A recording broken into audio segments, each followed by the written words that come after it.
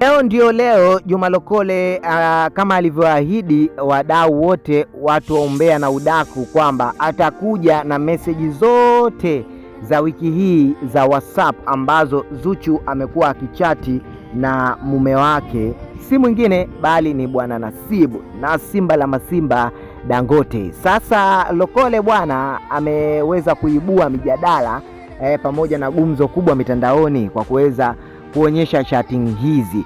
Tukianza na kuzisoma chatting hizi kwa karibu hapa, utaona kwanza juu jina limeseviwa baby. Bwana huyu hapa ni Diamond ambaye amemsave Zuchu hivyo.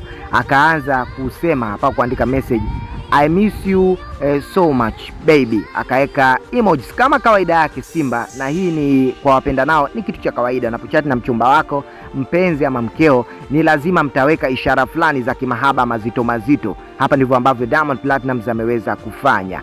Na reply ya kwake Queen the one and only Zuchu akajibu hapa na kusema kwamba I miss you more my love, na akaweka pia zile emojis za kuashiria kwamba she's deep in love, au sio bwana?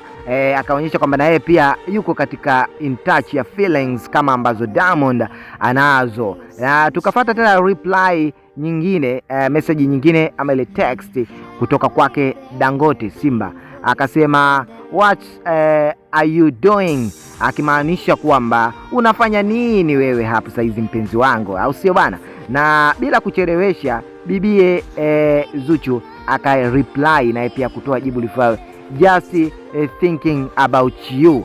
Bwana, mahaba ya Diamond na Zuchu sio mchezo. Unaona vile ambavyo watu wako deep kabisa in touch katika mapenzi hapa, yani kwamba anajibu kimahaba zaidi.